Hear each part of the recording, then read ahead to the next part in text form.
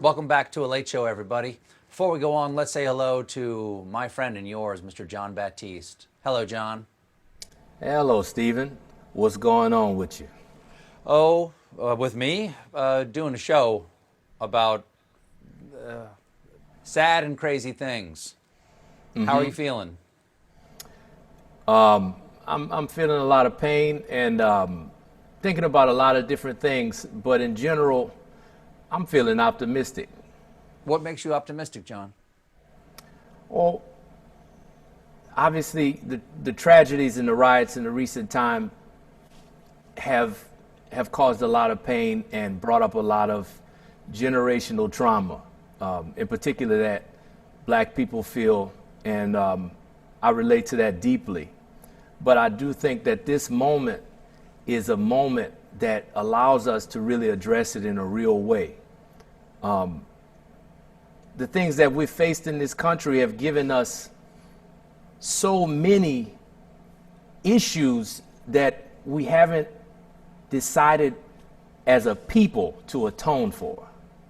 And really, to atone for our original sin together is the only way. Black history is American history. All lives matter, and that's why Black lives matter. And this is what this moment is bringing forth, is bringing to bear an opportunity for us to really, in a very real way, address the things that have led us to this point. Well, why do you think this moment right now is bringing this to a boil, or to bringing us this opportunity right now? I think that my generation and people of all generations, but in particular the next generation, is indicative of the fact that time is speeding up as it's catching up. People's minds are changing. Technology allows us to do more in a 24-hour period than we've ever been able to do.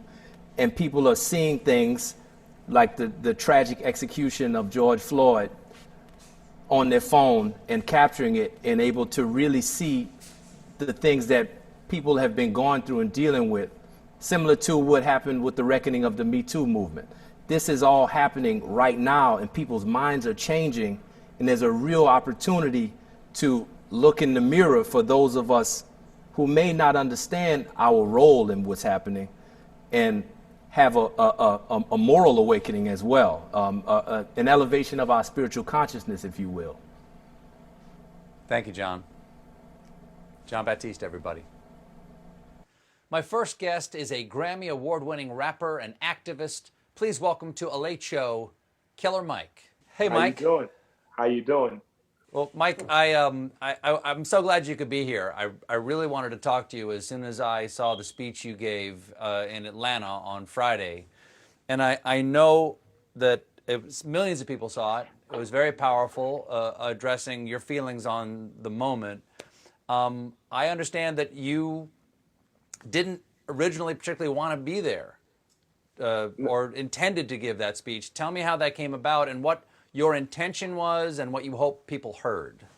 Well, T.I. and I, we bought a 50-year-old Black-owned restaurant in the neighborhood we grew up in called Bankhead Seafood.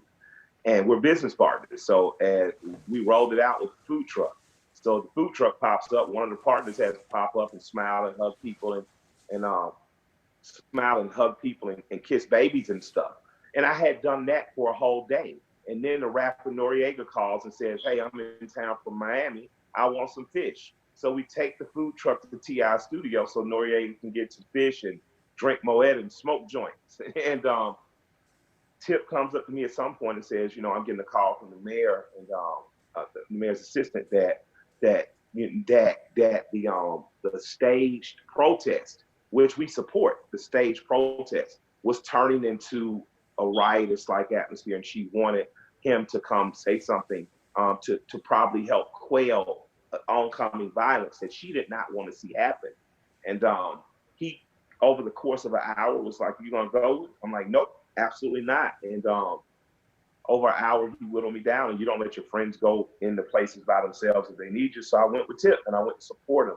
And he spoke, and he beckoned me to speak, and I ended up, saying some stuff. And all I said was what was purely on my heart. And I was talking in that speech or that testimony specifically to Atlanta. If you look at the 60s and 70s, black cities like Washington, D.C., Chicago, Detroit, even parts of Los Angeles, black parts of Los Angeles, Miami, they were prosperous, they were fruitful. Hope happened there. And through things like redlining, through not developing those places, a lot of cities have fallen. And Atlanta for the last 50 years has managed to be a city that grows. We have black leadership. We have majority black citizens here. We live and coexist with others, but we've managed to find it. Now it's not perfect, but I just wanted to save the city, and not like everything is right, but just in a way that I didn't want us to destroy or lose hope and destroy what we have, because hope exists here. And I wanted, the black officers to be aware that this was in no way unappreciating what they do, but at the same time, I wanted the protesters to know, and even the rioters, because a lot of them were young people who were just frustrated, to know that we can do it differently in the city. So that was the only reason I spoke, because I was talking directly to Atlanta, and it resonates bigger. But I think Black America should treat Atlanta like a land where anything is possible for us, because it's not perfect, but anything has proven possible here. And not only in terms of civil rights with Dr. King, in terms of black financial leadership with Citizens Trust Bank or the Russell Foundation, which is one of the black real estate developers, one of the largest ones in the country. So this is just a place where hope is possible in a way that it's not other places.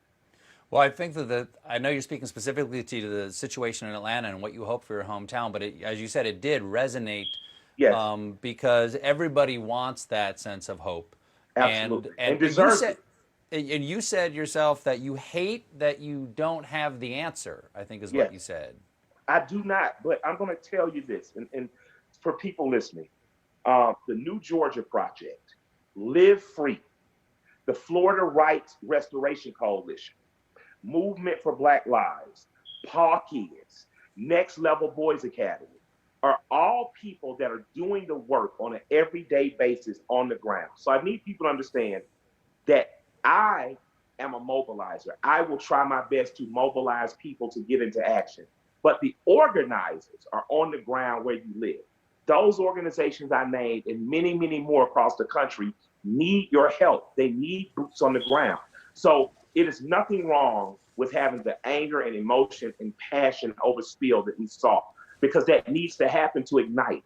But now that you're ignited, I need you on a weekly and daily basis to join a grassroots organization wherever you are, and for you guys to progress wherever you are, so that nationally we can be allied and progressing together. So I, as a rapper, am not trying to tell poor and working class people what to do. I'm simply saying that there are people doing the work that we want to see done, and let's join those organizations and help them. I don't care if you go to the old orgs like the NAACP or the STLC, or new organizations like RPG or Next Level Boys Academies or Paw Kids and the Florida Rights Restoration Project. But join something so that it doesn't feel so lonely. Join something so that your work on a weekly basis can start to add up and help. And join something so that you can be lead, and they don't have to necessarily call us, because we'll be standing next to you as you're organized, because we've helped mobilize, get the crowds to you. No, politicians have used racial dog whistles for a long time, but right now we're living in a United States where the highest leadership in the land has said things like very fine people on both sides after Charlottesville, that there is a sense that a door has been opened to people who want to express what they would call heritage, what they would call merely the history of the South, but deny the racial reality of that. And you told those people to go read Alexander Stevens' Cornerstone speech. Absolutely. What is it for the people who have not read it, and when did you read it? The Cliff Note version basically says the Negro race is not of the same caliber or share equality with the white race, and that it was the natural order of God that we be subordinated to slavery. It said the cornerstone, and this is for those people who I read on the conservative side and have some admiration for, like Thomas Sowell. And this is for organizations like PragerU that promote the lie that slavery was just economics, it was not racially based. In the cornerstone speech, Alexander Stevens said that we have the innate right to enslave this race of people based on the natural order of God. And then he says, this is the cornerstone of the Confederacy. This is not the second brick, the third brick, the fourth brick. This is the cornerstone brick upon which the foundation would be built on. And he acknowledged that our Constitution made us equal. Mike, we have to take a little break, but stick around, everybody. We'll be right back with more Killer Mike.